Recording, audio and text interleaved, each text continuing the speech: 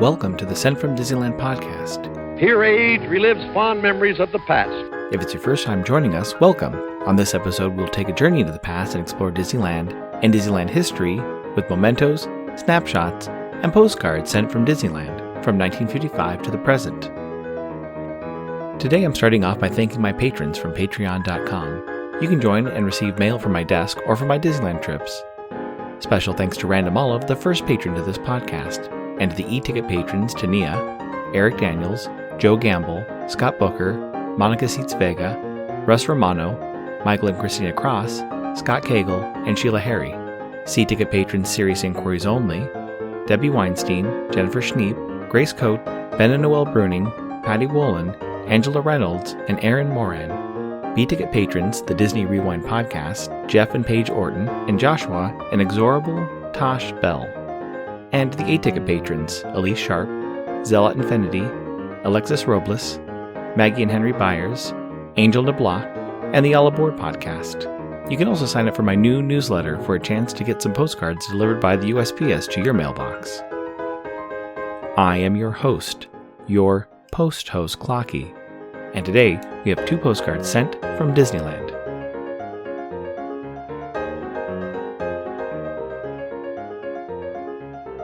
The front of our first postcard has the Main Street USA horse-drawn streetcar with a small sign that reads, Fare, 10 cents. In the background, you can see City Hall.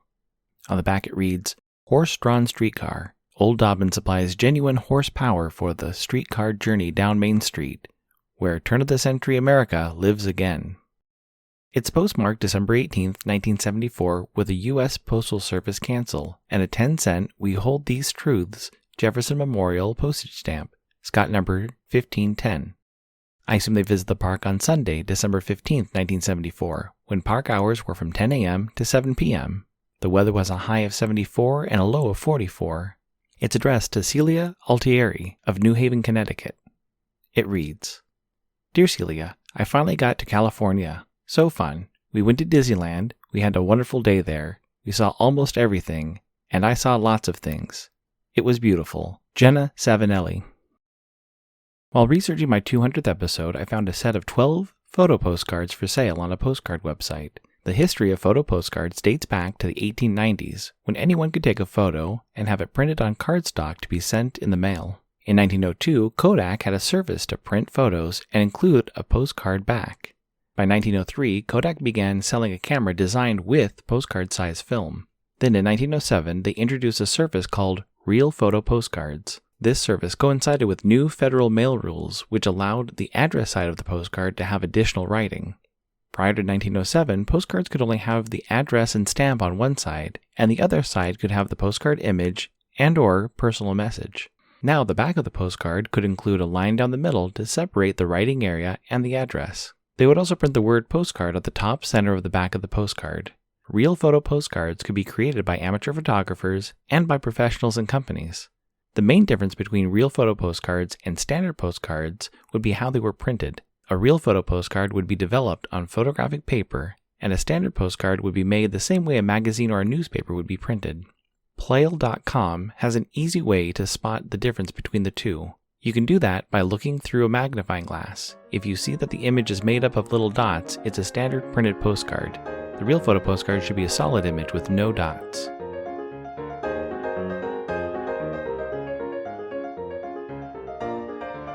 Great news! Enfield Post is back up on Etsy. Grabbing some vintage stamps is a great way to plus your mail. Whether you're trying to match the color of your postcard or envelope, or adding a themed stamp to the back of your mail, be sure to check out Enfield Post. You can head over to enfieldpost.com and explore all the different vintage stamps you can use on your next card or letter. That's ENFIELDPOST on Instagram and enfieldpost.com for your wedding and vintage postage needs. Enfield Post is the official postage stamp sponsor of the Sent from Disneyland podcast.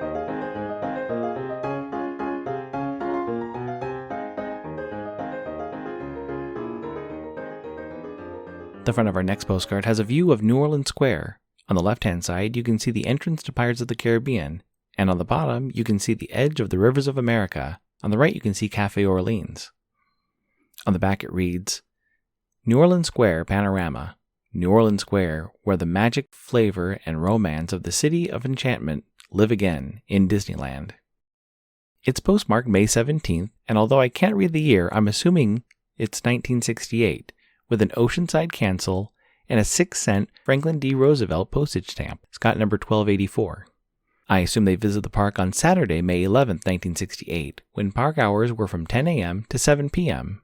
The weather was a high of 67 and a low of 54. It's addressed to a Miss E. Esslinger of Tampa, Florida. It reads, Dear Ad and Ed, we went out to play the 11th. Went on the latest feature, Adventures in Inner Space, Jungle Cruise, Adventures of Caribbean Pirates, and the redone Mine Train. Our Joe was on lots more, but after these, settled for horse cars on home. Love, Joe. Recently on a trip to New York, I picked up a real photo postcard, printed on cardstock paper with the black and white photo of the Main Street Opera House, including the 1960s marquee for Great Moments with Mr. Lincoln. The image is a little off-center and has a white border around it, which is common for real photo postcards. The back has the printed line to separate the address and message, and above the line, in block letters, it reads, Photo Postcard. The stamp box in the upper right-hand corner reads Kodak paper above and below the box. Kodak started using this stamp box in 1950. My more recently purchased real photo postcards are a little bit different. They are all printed on regular photo paper. You can see the watermark reading, This paper manufactured by Kodak, lightly repeated across the back of all the photos, with full-color images of the Pirates of the Caribbean attraction. The 12 images include the original Pirates attraction entrance, the skeleton at the ship's wheel, the captain's quarters focused on the skeleton captain in bed, the treasure room with the skeleton on top of the mountain of gold, a full shot of the Wicked Wench pirate ship and its reflection in the water, the well with the mayor, Carlos, being dunked and his wife in the upstairs window, the auctioneer and the bride auction, the 3 singing pirates with the donkey and dog, a full view of the town on fire, a close-up of the pirate sleeping with pigs in the mud, the 3 pirates in jail trying to get the key to the cell from the dog, and the pirate falling off a box but being held up by another pirate in the end shootout of the attraction. The back of each photo has the word postcard stamped using a rubber stamp with black ink. At first glance, I thought these were made by a 1-hour photo or maybe a mail-in service. I purchased the 12 photos, and when they arrived, there was a 13th card included. Stamped with the same postcard stamp, this card had an oval cutout in the center and reads 12 full-color photos, 3.5 by 5, matte finish. Pirates of the Caribbean, copyright Walt Disney Productions. On the left-hand side of the card is a Mark Davis concept art illustration of a pirate sitting and balancing on 2 barrels marked explosive, while aiming his pistol and drinking from a moonshine jug. I'm now on the search to find more information about these Disneyland-produced postcards. I checked the Nickel Tour, a pretty definitive guide to Disneyland postcards from 1955 through the mid-90s, for information, but found none. I'm curious to find more of these postcards. Due to the thin photo paper used, I'm doubtful I'll find one sent from Disneyland.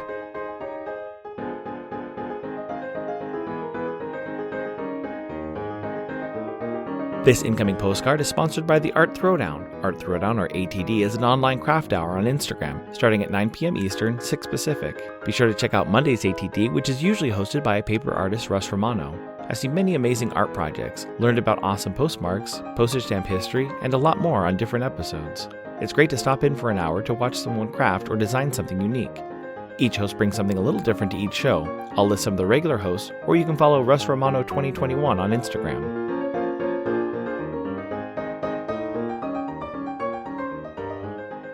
The front of my incoming postcard has a tornado on the side of a highway.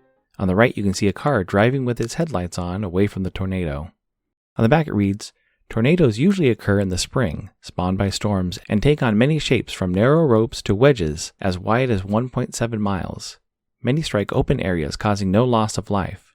Tornadoes are not unique to Kansas, as every state in the contiguous 48 have seen them, although they tend to be more common in the Plains states. If seen or warned of, they should be steered clear of, as they can be very deadly. It's postmarked June 3rd, 2023, with a Kansas City Protect Endangered Species cancel and a brain coral and moray eel forever postcard postage stamp, Scott number 5364. It reads, I had to purchase this card, because why would they offer an image of Kansas City's most common natural disaster? Odd. Your pal, Jamie. Thank you so much for the postcard, Jamie. I agree it's an odd thing to have on a postcard, but from all the postcards that I've seen, it doesn't quite surprise me. When I go to postcard shows, there's a lot of categories which you would assume would be inappropriate for mailing.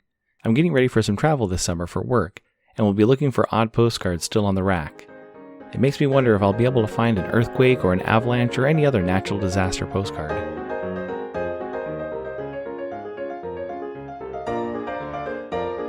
Thanks for listening to Sent from Disneyland. If you enjoyed this podcast, please subscribe and tell your friends. It would be awesome to share your favorite episode. There are over 100 episodes to choose from. It would also help to leave a 5-star rating and comment at whatever podcast platform you use. If you'd like to support the show financially, please check out our Patreon page at patreon.com/sentfromdisneyland. You can find me on Instagram and Facebook at Sent From Disneyland, or on Twitter at Sent From Disney. For questions and comments, send me a postcard addressed to Sent From Disneyland, P.O. Box 44, Hood, California, 95639. This podcast is not affiliated with Disney, the United States Postal Service, or any post office or Disney properties. Opinions expressed on this podcast belong to its host and guests of the Sent From Disneyland podcast.